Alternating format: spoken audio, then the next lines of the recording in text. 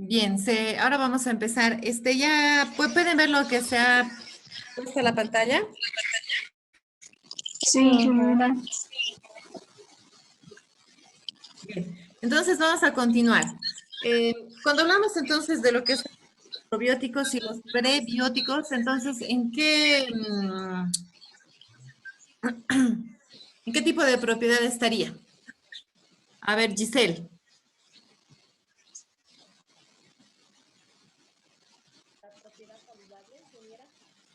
Más fuerte, por favor. Entre la propiedad saludable. Las propiedades saludables, ¿no? Específicamente están hablando de estas dos. A ver, ¿quién puede explicarme? A ver, en el caso de las propiedades, en este caso saludables, ¿qué son los probióticos y qué son los prebióticos? Ingeniera, Los probióticos van a ser los microorganismos que están en los intestinos. Los probióticos son alimentos que están conformados por microorganismos vivos, como por ejemplo el yogur, el chucrut. ¿Ya? ¿Y los prebióticos, cuál sería su diferencia? Que tienen nutrientes y está como, por ejemplo, están ahí Que los estimula la vegetales. creación de las bacterias beneficiosas. A ver, que Los prebióticos están conformados de... escúcheme, que termine de hablar María Eugenia y después María Lisset, ¿no es cierto? No, sí, los prebióticos están conformados por nutrientes, por ejemplo, están el ajo, están los vegetales y todos los que van a proporcionar más nutrientes. Ambos sabemos que van a beneficiar principalmente en lo que es el proceso digestivo, ¿no es cierto? Entonces, cuando hablamos de probióticos y prebióticos, ¿cómo beneficiarían desde ese punto?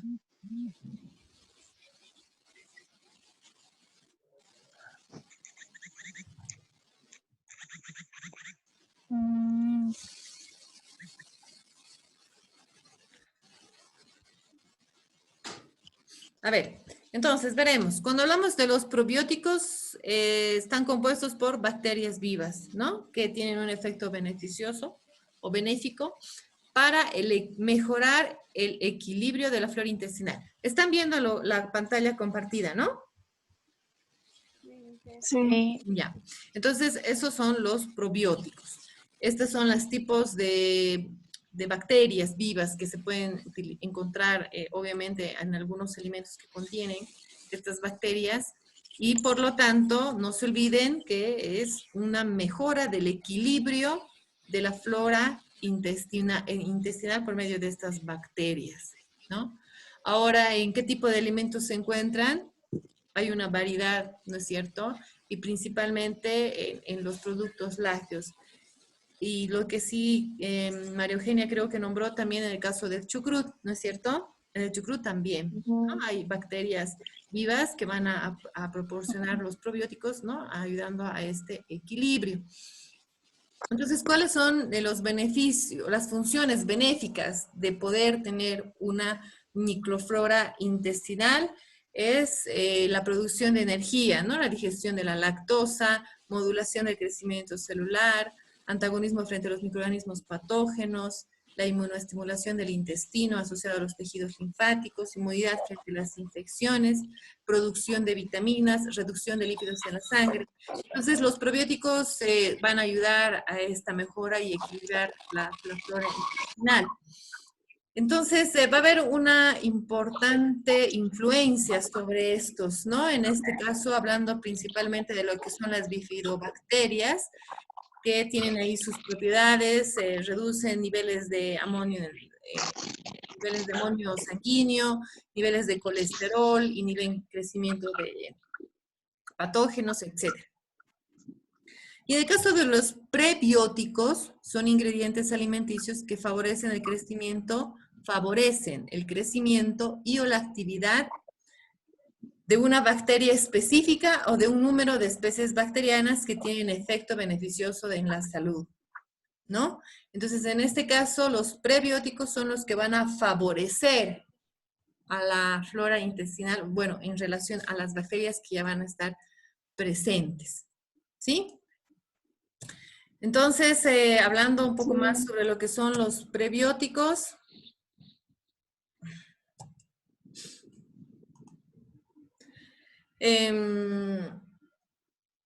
dentro de estos requisitos de que debe tener un alimento para que se pueda considerar prebiótico, perdón, y se entienda, es que no debe ser hidrolizado ni absorbido en la parte superior del tracto intestinal, debe estimular selectivamente el desarrollo del metabolismo de la flora, eventualmente inducir efectos sistémicos favorables a la salud intestinal.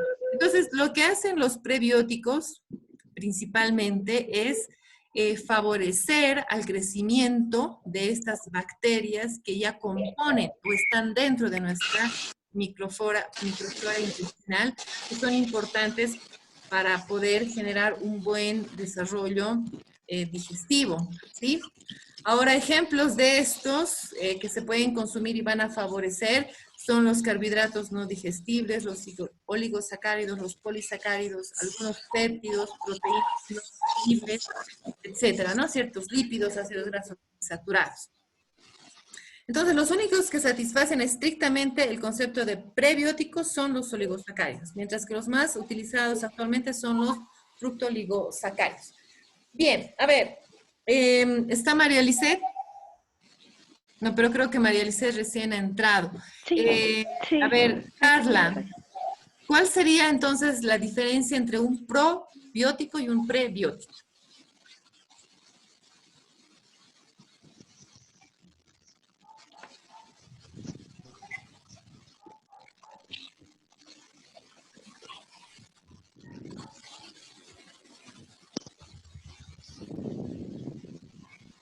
Dice a lo que yo tengo, lo que hice en resumen, los probióticos son los que mantienen la condición óptima, las condiciones óptimas, y eso que se descomponen, algo beneficioso para nuestro organismo. Y los prebióticos son lo que, como dijo, que estimula el crecimiento beneficioso. No, no está muy claro. ¿Alguien que haya entendido? A ver, Silvia.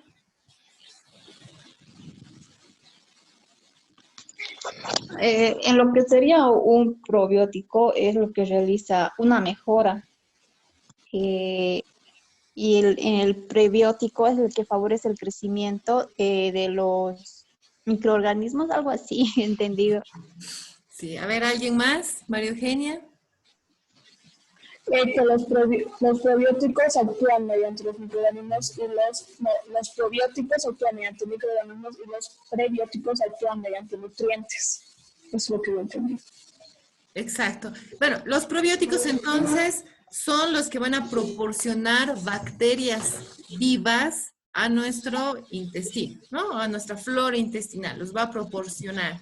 Y hemos visto algunas bacterias que pueden ser utilizadas para poder lograr eso. Y en el caso de los prebióticos son los nutrientes que se van a utilizar para mejorar la presencia de esas bacterias que ya están presentes, ¿no? Y aquí estamos dando ejemplos de ese tipo de nutrientes o de componentes que se pueden ir consumiendo para mejorar, que son los carbohidratos no digestibles. Ahora, principalmente los más utilizados, como se ve aquí, son los fructooligosacáridos, que tienen una función importante justamente para poder equilibrar o ayudar a que estas bacterias tengan o estén en un medio favorable y puedan crecer mejor o desarrollarse mejor.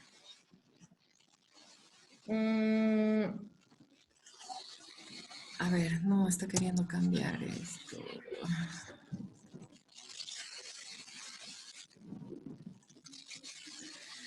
Bien, entonces aquí hay algunos ejemplos de esos oligosacáridos que se pueden utilizar. Aquí está el que estamos hablando, que es el más importante, que va a favorecer. Ahora, obviamente estos pueden ser como suplementos que se puedan ingerir o también pueden estar presentes en los mismos alimentos, ¿no? Ahora, el fructo oligosacárido es un polímero de una fruta que se va a encontrar selectivamente y que va a estimular selectivamente el crecimiento de estas bifidobacterias. Las bifidobacterias son las que les he mostrado anteriormente y todos los beneficios que estas bacterias van a tener. Entonces, ¿de dónde se pueden obtener? De ciertos vegetales como la chicorea y el yacón, que se obtienen también por síntesis enzimática a través o a partir de lo que es la sacarosa, ¿no? Un ejemplo de cómo se puede obtener el beneficio de estos prebióticos. Luego, bueno, aquí hay unas características en cuanto a lo que es el yacón y cómo puede ir beneficiar la presencia, mejor dicho, de este polisacárido que va a ser utilizado para poder mejorar, ¿sí? Entonces, la presencia de esas bacterias. Entonces, ¿se ha entendido cuál es la diferencia entre lo que es un probiótico y un prebiótico o ha quedado duda todavía? ¿Nos podría explicar usted, ingeniero, otra vez, por favor? En el caso, de nuevo, a ver, en el caso de los probióticos, entonces, estos vienen a ser las bacterias vivas que nosotros vamos a ingerir para equilibrar nuestra flora intestinal, ¿no es cierto? Hasta ahí se entiende. Sí. Ahora, este tipo de bacterias hemos visto ejemplos de las diferentes bacterias que se pueden encontrar y hemos dicho que estas pueden incluso estar presentes en los mismos lácteos, en los yogures, que generalmente son los que van a contener este tipo de probióticos, o en el chucrut, que es otro ejemplo dentro de lo que son los de origen vegetal. Entonces, estas bacterias vivas son las que nosotros vamos a consumir y vamos a equilibrar nuestra flora intestinal. En el caso de los prebióticos, son los nutrientes que se van a utilizar para mantener estas bacterias vivas dentro de nuestra flora y tenerlas constantemente equilibradas para mejorar el proceso digestivo, para que exista una disminución del colesterol, como les había nombrado como un ejemplo, para eliminar algunas bacterias incluso patógenas que puedan ingresar por medio de los mismos alimentos.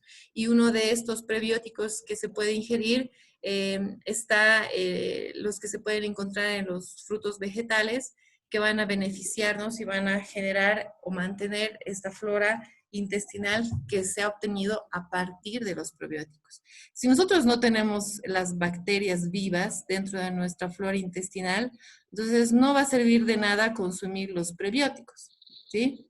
Porque no van a haber las bacterias que van a necesitar ese nutriente y equilibrar el proceso digestivo. Así es que, obviamente, de forma natural, nosotros en los alimentos que ingerimos, seguramente los adquirimos, pero no en las cantidades que en algunos casos se necesitan.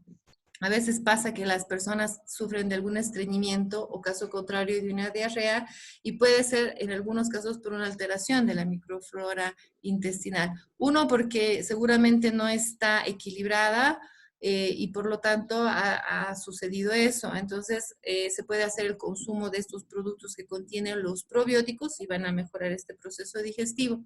Ahora también hay lácteos que contienen los dos, que contienen los probióticos y los prebióticos, que obviamente en este caso van a mantener durante más tiempo esta flora o microflora intestinal. ¿Se ha entendido o hay aún así dudas? Sí, entendido. Bien. Bien, ahora vamos a pasar a lo que son las otras propiedades, que son las propiedades sensoriales. Entonces, cuando hablamos de las propiedades sensoriales, a ver quién puede hablar sobre eso, por favor.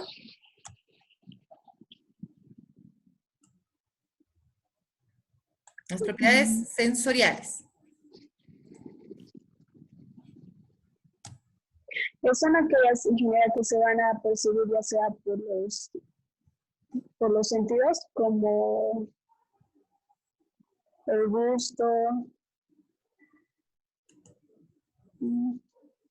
Hay varias, no solamente es el gusto, después básicamente son los 5 sentidos que se van a aplicar. A ver, ¿cómo se desarrolla?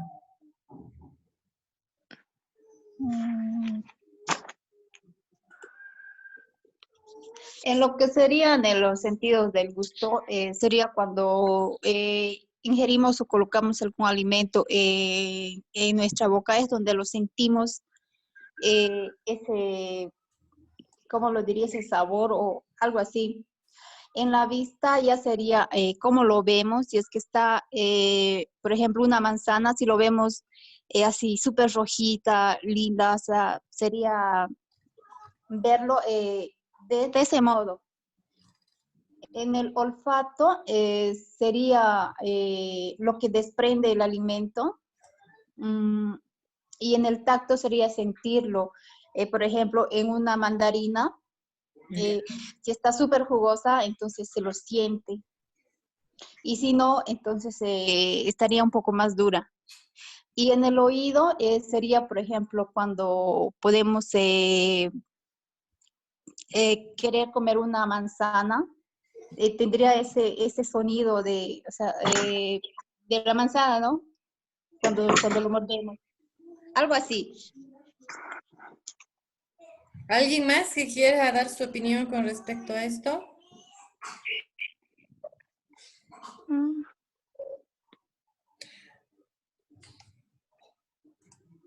Nadie. Bien, es importante todo esto porque si se dan cuenta, ustedes han hecho 2 actividades en las que está reflejado la clasificación y otro las propiedades. Entonces, la nota está en relación a todo esto. Por lo que veo, no han leído mucho sobre lo que son las propiedades sensoriales. Entonces, perdón, sí, las propiedades sensoriales. Ahora, vamos a hacer una división de esos dos. ¿Se está viendo la imagen que les estoy mostrando? Sí. En este caso, estamos haciendo una diferencia entre lo que son químicos y físicos, ¿no? Estas propiedades sensoriales.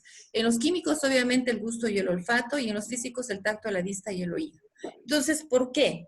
Cuando hablamos en el caso de los químicos como el gusto y el olfato, el gusto, ¿por qué? Porque tenemos papilas gustativas que van a permitir poder nos va a permitir, ¿cómo se diría? Perdón. ¿Diferenciar? No, obtener todos los sabores o las características que vayan a tener, o las sustancias químicas que desprende el alimento de forma natural, nosotros por medio de nuestro gusto las vamos identificando, ya sea el dulce, salado, amargo, etcétera, ¿no? Es decir, cada alimento representa una composición química determinando su acidez, determinando el azúcar o el dulce que éste va a tener, etcétera. Entonces, eso es importante para una estimulación de poder, uno, reconocer que estamos consumiendo, reconocer el sabor que estamos obviamente obteniendo del alimento, y de esa forma el olfato va a ir junto con eso. ¿Por qué? Porque esas sustancias volátiles desprendidas por el alimento son fundamentales para que nosotros podamos identificar el alimento y podamos consumirlo también. Y ahí obviamente entra el que nos guste o no nos guste. Algo también que entra dentro de lo que vendría a ser esta clasificación química es cuando hablamos o consumimos, mejor dicho, el alimento ya sea caliente o frío. Ahí estamos hablando de un término que se lo denomina somatosensorial, ¿sí?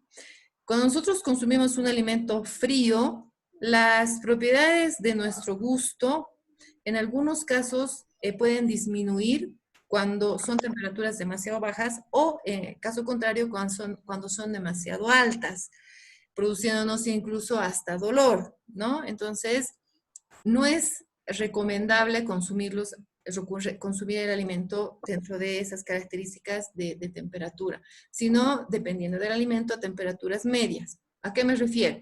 Si yo hablo de un helado, el helado no significa que tenga que estar demasiado frío para que nosotros lo podamos consumir. Tiene que tener una temperatura en la que nos permita sentir los sabores que representan ese helado. Entonces la temperatura, por lo tanto, ¿cómo nosotros la podemos determinar? Cuando nosotros lamemos el helado tiene que quedar en nuestra lengua. y no caso contrario de que o sea, ¿no? lamemos o utilizamos nuestra lengua y nos sucede eso, ¿no? O se nos pega la lengua al helado. Cuando sucede eso es una temperatura demasiado baja y no estamos utilizando o estamos percibiendo, ni utilizando nuestro sentido de gusto, ni percibiendo las características o las propiedades que nos da el helado, ya sea dulce, cremoso, etcétera, ¿no? En cuanto al olfato, lo mismo. Cuando las temperaturas son demasiado altas, los olores no son tan intensos. Entonces, tiene que haber una temperatura media. Aconsejable consumir un alimento es aproximadamente a 45, 30 grados más o menos, dependiendo del tipo de alimento, claro está. Hay alimentos que sí o sí se tienen que consumir un poco más calientes porque eso genera que nosotros podamos percibir las sustancias que puedan tener en ese caso un alimento, obviamente en este caso preparado. En el caso de los físicos, entonces está el tacto, la vista y el oído. El tacto está regido básicamente a la textura del alimento. Entonces, a ver, ¿qué tipo de texturas ustedes han visto? A ver, Griselda, que ya has podido ingresar y has podido escuchar gran parte de lo que se está hablando. Entonces, cuando hablamos de las propiedades sensoriales y hablamos de la textura, ¿a qué se refiere?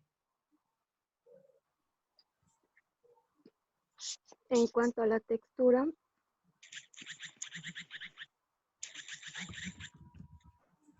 Sí.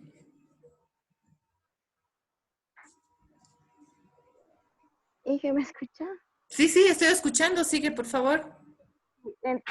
Como le decía, en la textura puede ser duro, suave, puede haber combinaciones entre líquidos, geles, eh, frágiles, vítreos, entre esas, las fibrosas también, los agregados y los untos. ¿Alguien más que pueda hablar sobre lo que es la textura? En sí, ingeniera, cuando hablamos de la textura de los alimentos, yo pienso que es lo que es cuando nosotros, o sea, podemos percibir por nuestros sentidos las sensaciones que tiene cada alimento, tal vez. Como dijo Griselda, la suavidad, la granulosidad, o sea, de cada tipo de alimento. ¿Alguien más que quiera hablar sobre la textura? ¿O la vista? ¿O en el caso del oído? La estructura se puede ser, digamos, la que da la forma a lo que vamos a ingerir, digamos, al alimento. Por ejemplo, así como, digamos, el chocolate, digamos, tiene su forma, digamos, o no, para que nosotras podamos visualizar. O sin otro producto, digamos, otro como que la gelatina, o sea, percibimos, vemos y vemos la estructura que tiene. Si estás hablando de lo que es la vista, sí va a ir no tanto hacia la textura, sino al color que tiene el alimento, ¿no? En el caso de la vista va a ser el color en cuanto... Eso también, Sí, dime. sí. Sí, eso, en la forma de la estructura, ¿no? Al tener, digamos, del producto, entonces también visualizamos también en la forma, el color también. ¿Y el oído, cómo creen ustedes que participa? Con el sonido que va o sea, en el momento de nosotros al ingerir algún alimento, ya sea como el alimento duro, al momento de ingerirlo, este lo que va a hacer, va a provocar un sonido como el sonido crujiente, si no me equivoco. Entonces ya en ese sentido igual nosotros podemos diferenciar o percibir el alimento. A ver, ¿alguien más? Mediante el oído, como dijo Giselle, ingeniera, o sea, se los relaciona con lo que es la textura, ¿no? Con lo que nuestros sentidos, o sea, va a sentir. Por un ejemplo, sería el pan recién horneado. Cuando lo apretamos el pan, se escucha como es crujiente. Entonces, nuestro oído va a captar ese sonido mediante su textura que tiene el pan. Exacto, porque eso es lo que nosotros esperamos también, ¿no? Si no sucediera eso, entonces obviamente va a haber una decepción, por decirlo así, de lo que se está buscando dentro de las características organolépticas que tiene que tener el alimento, ¿no? Que ya lo caracteriza como tal. Entonces, estas propiedades sensoriales son muy importantes. ¿Desde qué punto? Que tienen que ser o tienen que representar las características originales del alimento. Si es una manzana, tiene que tener el color rojo, tiene que tener textura, una textura bastante crujiente, jugosa, ¿no? Tiene que ser dulce, con una combinación de una acidez, etc. Y obviamente todas estas propiedades están generadas por características tanto químicas y físicas. Físicas, les vuelvo a repetir también en cuanto a lo que es la textura, tienen que tener, bueno, si por ejemplo hablamos de una salsa de tomate, tiene que ser viscoso, ¿no es cierto? Tiene que tener una consistencia. Si no la tuviera, entonces ya deja de contener esas propiedades sensoriales que nosotros estamos buscando. Bien, eso entonces en cuanto a lo que son las propiedades sensoriales. La última que nos faltaría son las propiedades nutricionales. ¿Quién puede hablar sobre las propiedades nutricionales? Ingeniera, las propiedades nutricionales se debe o se refiere a la cantidad de nutrientes que va a contener el alimento que van a ser beneficiosos para el organismo. ¿Qué más? Entre estos, los nutrientes son los carbohidratos, lípidos y proteínas. También los nutrientes que se absorben directamente, estos son los azúcares simples, sales, minerales y vitaminas y agua, podría ser. Ya, ¿qué más?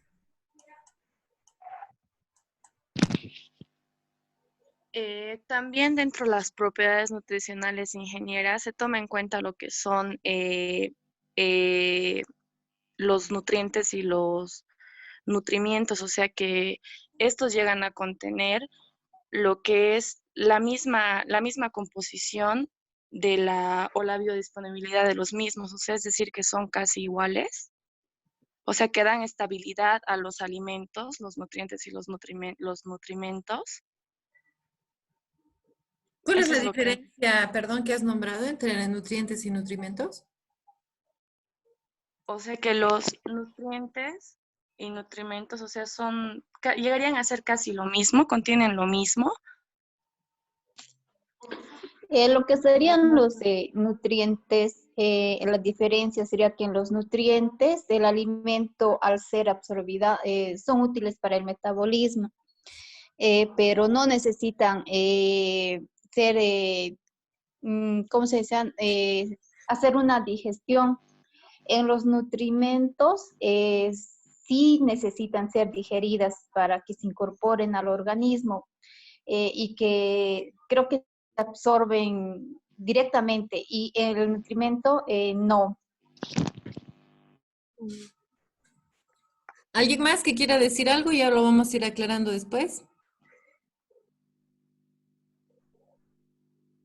Nadie, bien. A ver, entonces, lo que nos ha nombrado Silvia, sí, está bien, ¿no? Pero algo que es muy importante hacer, dar lugar a la diferencia, y que también hemos hablado en algún momento en las clases, es que los nutrientes pueden ser, bueno, no pueden ser, los nutrientes son básicamente los carbohidratos, proteínas, lípidos, vitaminas, minerales, etcétera, ¿no? Que tienen una función específica dentro de lo que es nuestro organismo. Pero en el caso de lo que vendrían a ser los nutrimentos, son sustancias que se encuentran en el alimento y en este caso dan lugar a que solamente nos permiten mejorar ciertas condiciones, evitar algunas enfermedades. En ese caso puede ser como un ejemplo la fibra, que no contiene un beneficio nutritivo específico, es decir, no contiene, si bien es un carbohidrato, no nos va a proporcionar energía, ¿no es cierto?, sino va a tener otro tipo de función.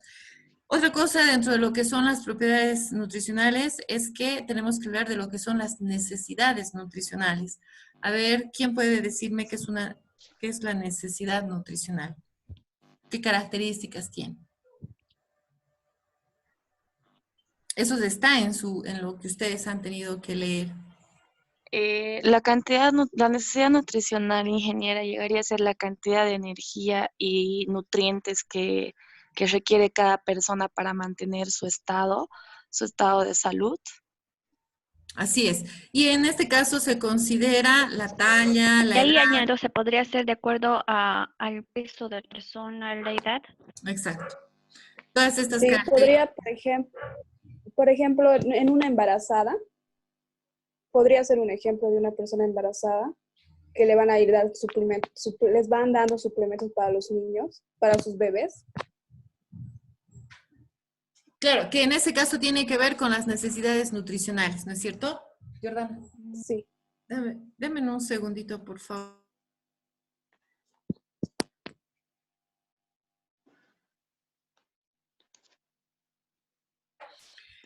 Bien, entonces, continuando,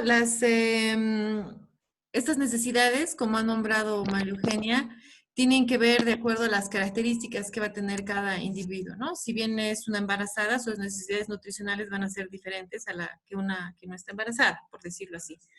O en el caso de un niño, en el caso de un adulto, de un anciano, etcétera, sus necesidades van a ir variando. Pero sí tiene que ver la cantidad de los nutrientes que va a necesitar consumir para poder mantener su salud o tener las características, o mejor dicho, reemplazar las necesidades nutricionales que tengan por medio de los alimentos. Bien, dentro de todo lo que hemos hablado, ¿alguna duda que tengan sobre el Inge, tema? sobre los probióticos y probióticos, por favor, ¿podrías repetir? Como no he entendido. En el caso de los probióticos y los prebióticos, por favor, quiero que vuelvan a ver el video. No nos va a alcanzar ahorita el tiempo para que les vuelva a repetir, pero no creo que vayas a tener duda. Griselda, yo sé que has entrado después de lo que hemos empezado. Lo que pasa es que no nos va a alcanzar ya el tiempo y quiero aclararles, o quiero que, mejor dicho, despejen algunas dudas con respecto a lo que es la plataforma. ¿Qué es lo que necesitan? Creo que me han pedido la guía práctica, no la tienen, creo, todas, ¿no es Sí, por cierto? favor. La Sí, guía ingeniera. Sí, teórica ingeniera, la por tienen. favor. Sí, la Sí, teórica la sí la guía tenemos. teórica tienen. Bien, Solo la entonces la práctica les falta. Entonces la guía práctica lo voy a subir para que ustedes puedan tener esa información. ¿Qué más? ¿Alguna queja, no sé, que tengan alguna duda sobre lo que es la plataforma? ¿Están teniendo alguna dificultad? ¿Algo que yo pueda ayudar? Sobre el trabajo en general, el trabajo práctico para el informe, nos pide determinar el pH, determinar la acidez. Solo vamos a poner como una definición según el video que nos dio como Exacto, recurso. Solo exacto. vamos a hacer los cálculos y colocamos, ¿no? Lo que nos sale el resultado. Sí, bueno, bueno, más que todo es muy complicado que lo reflejen, a no ser que lo entiendan de esa manera, obviamente eso ayudaría mucho que ustedes puedan aplicar el procedimiento en el sentido de hacer el cálculo, saber de dónde salen los valores o em, como les digo, los resultados que se tendrían que obtener en laboratorio. Lo ideal sería que lo podamos trabajar. Como lo vamos a hacer desde un punto teórico, entonces lo manejamos tendríamos que manejarlo de esa forma. Sí, pero tienen que colocar parámetros. Por ejemplo, como en el caso del ácido láctico en la leche, hay un parámetro que ese ustedes tienen que tenerlo en cuenta y sí tienen que conocerlo bien. ¿Y qué pasaría si ese parámetro es menor o mayor al que en el caso del ácido láctico o en el caso del pH, si hay una variación? En el caso de los análisis que yo les he mandado, eso les va a permitir responder a eso, poderlo realizar más que todo. ¿Sí? ¿Alguna duda más? Ingeniero, ¿lo va a subir hoy la guía? Sí, se los voy a, ni bien terminemos, se los voy a subir.